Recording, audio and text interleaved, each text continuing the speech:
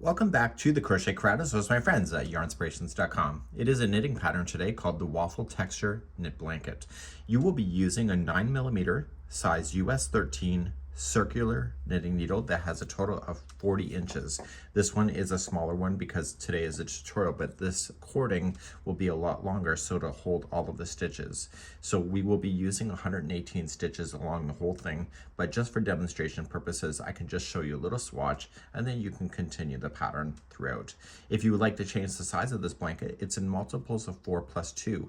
So you just have to make sure that when you get your stitches is that it's divisible by 4, and then you just have 2 extra stitches at the end. So that gives you 118 as it's suggesting.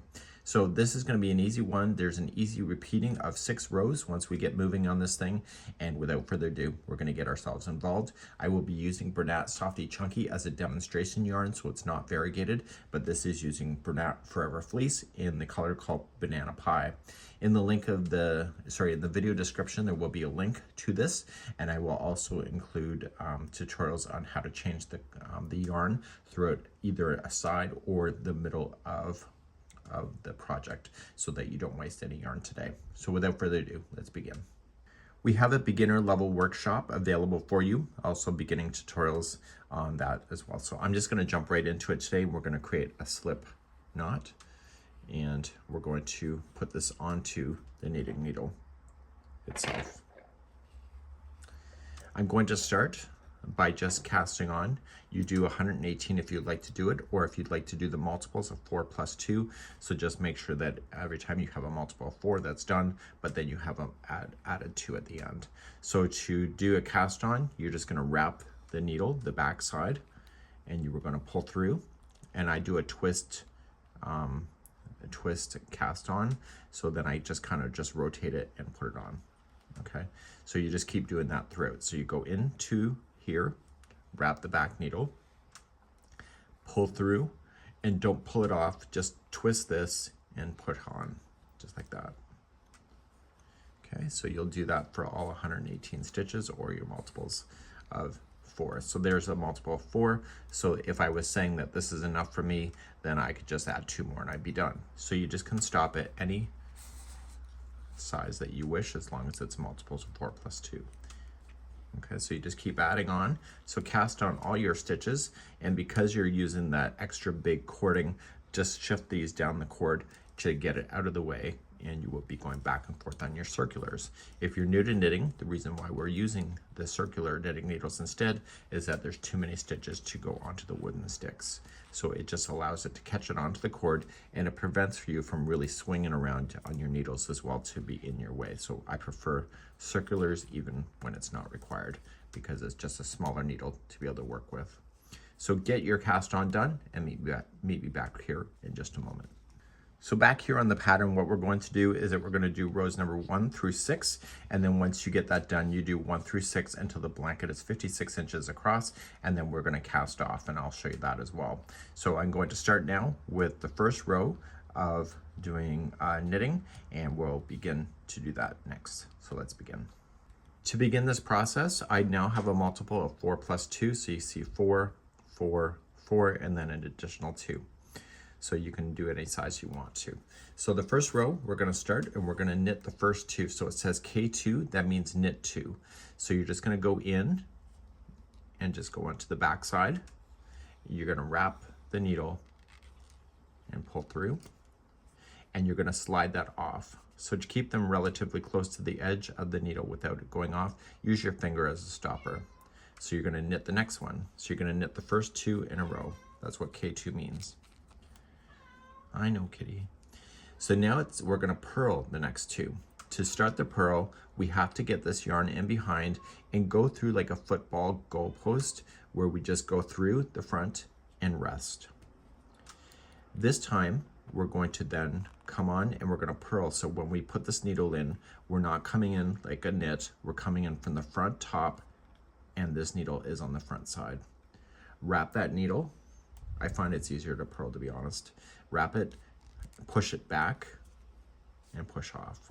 So we have tutorials available on these individual stitches. So we're going to purl that one, And because we're already on the front side with this yarn, we just purl the next one, so we don't have to worry about going through between the goalposts. We're now going to we're now going to knit the next two. So before we start, we push the yarn in behind and we knit the next two. And slide off. So we do 1 and 2. Then we're going to purl the next two. So put the yarn between the goalposts forward. And I know that's not technical language, but that's not why you're here today. So that we purl the next two. So 1 and 2. So we only go through the goalposts when we're switching our stitches. We're going to knit the next two, go between to the back, and knit the next two. So 1 and 2. And then we purl the next two. So that means that we have to come through and purl. And we do this all the way to the end, and you're gonna find that you'll have 2 stitches left over after you've done a purl, because that's the repeat. So you knit 2, purl 2, that's your repeat, and you'll end up with 2 stitches left, and the last 2 stitches we're just gonna knit. So go between the goalposts and just knit the last 2. And this is providing balance in the pattern itself. And that's done. And so you'll work all the way down, your cord will be full of stitches, and then when you're ready, just turn your needles around, get it back on this side, and then you'll be ready for row number 2. Let's begin. When you're ready for row number 2, here we go, we're gonna purl. So we have to make sure that this needle is in behind the yarn when we purl the first one. Okay, so this has to be in front. And we're gonna purl the first 2. 1 and 2. And what are the next 2? Any guesses? Yeah, that's right, it's gonna be knit. So go between the goalposts and knit the next 2. You're gonna notice that your tension is a lot easier now that the first row has been completed already. So we knit 2. And you're gonna see definitely evidence coming up really soon of what is what in your project. Now you're going to purl the next 2. You just gotta get a few more rows before you see it. And then you're gonna knit the next 2. So you keep bouncing in between. I don't mind this, it's when you purl 1 to knit 1, it gets a little time consuming, so I don't mind 2 and 2. So come in and purl the next 2. Everything's always in sets of 2, just remember that. And then knit the next 2. And then that's the end of your repeat. Okay, so it was purl 2, knit 2, purl 2, knit 2. You end up with 2 stitches left, so you're gonna purl the last 2 on row number 2. And then we're gonna move to row number 1, or sorry, row number 3 next. So just, I get the yarn, and let's move on to row number 3. Row number 3, we're simply just gonna purl our way across. So start with the needle in behind, and just purl. I find purls a lot easier because it's easier to flick backward and just keep purling all the way across. So you don't have to keep count. So you got a little bit of a holiday and you purl all the way across, and this is creating a unique effect that you'll notice after several rows have been completed. So purl all the way for row number 3. Once you're done number 3, just turn your needles. If the cord is twisted in a weird way, just untwist it, get it nice and good again. And let's begin number 4. Number 4, we're gonna just get the yarn in our hands, and we're going to purl the first 2. So put the needle behind the yarn and purl the first 2, and we're back to counting again. And in time, it becomes really easy to be able to count this. So you purl the first 2, and then knit the next 2, and that's your repeat all the way across. Okay, and then we're gonna purl the next 2. So keep bouncing in between the 2 stitches.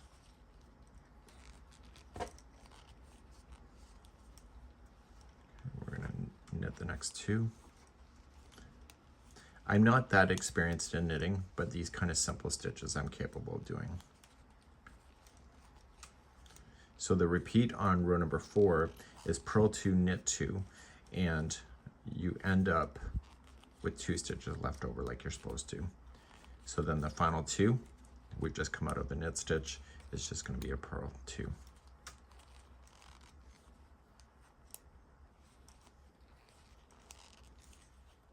Just like that. Turn your work. So you're going to start seeing the texture happening soon, and let's begin number 5.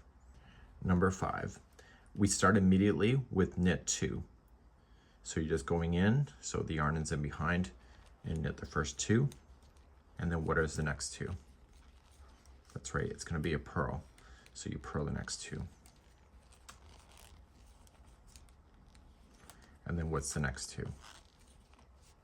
Yeah, that's right, it's going to be a knit 2. And you keep doing the 2s like you have been doing all along. So every time you do 2, just switch.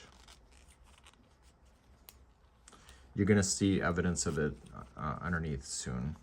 It just takes a few rows with knitting in order to see your effects that you're creating. I find that I'm impatient with that stuff, and you can let me know in the comments if you are too. It may be common, I don't know. So then you end up with your last 2 stitches, and you got to make sure you knit those last 2 in order to keep the balance. Okay, once that's done, we're starting to see the effects happening, and we're going to turn and do number 6, which is the last of the repeat. Number 6, we're just going to straight knit all the way across. So you just knit, you don't count, and just stay on the side and knit all the way until the cows come home, or until you run out of stitches. So I'll do this, and what I'm going to do is that we have video chapters in the video description. You can see the time markers for each one of the rows from 1 through 6. You can access those to jump backward or forward in the video. You can just click the time marker. And what I'm going to do is that I'm just going to do a few more repeats, probably 2 more, and then I'm going to show you how to cast off at the end. Okay, and as I mentioned in the video description, there's a link to the free pattern, which will also include how to change your yarn midway or on a side of a project. Okay, so please repeat now 1 through 6 until you get about 56 inches in length. It'll take you a while to get there, and then I'm going to show you how to cast off in just a second. When you're ready to cast off and you have the size that you want, we have to end on a right side.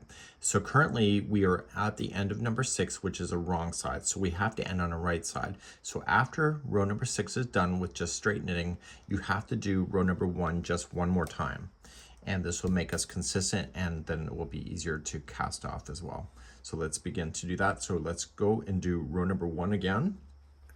Row number 1, if you recall, is just knit 2, and then purl 2. And please do this all the way across, and I will show you the final cast off in a second. To do the cast off, it's really quite easy. You're just going to start knitting, and you'll knit the first 2 in a row. Then you are going to take the second one and go up and over the other one and just push it over. So then you'll knit the next one, and then take the second one going up and over. You'll do that all the way across, and meet me back here in just a moment. Eventually you'll get to your last stitch, second over, and you're going to trim your yarn then that is leading towards the ball. So we're going to give that a little bit of trim. Leave it long enough so that you can put it through a tapestry needle to hide in the loose ends. Just pull up on the needle and leave the exposed loop and push this through the loop, and this will lock it and prevent it from falling out on you. And then you're just going to take a tapestry needle and favor the back side. So this is the front of the project, this is the back. And then with your tapestry needle, you're just going to weave in any loose ends that you would have. You had 6 balls complete with the Bernat Forever Fleece, so favor the back side when you're weaving it in, and don't allow this needle to hit the good side of the work. So just stay within the fibers, and if you break apart the fibers instead of just going between the strands, it does a lot better. So we don't want to see that needle on the other side. Okay, we're going to pull through the first, and we want to make sure we can stretch it so it's got its natural stretch. And then when we go through, we're going to go through a different path, but I'm also going to go through some of the strand that I just wove through. And that really prevents it from wanting to fall out. Okay, just make sure you just don't over tighten. And back through. And then once you have that done, you're going to do that with all your loose ends. And this blanket, because of its texture, is really quite stretchy and neat. And this here is the Waffle texture knit blanket.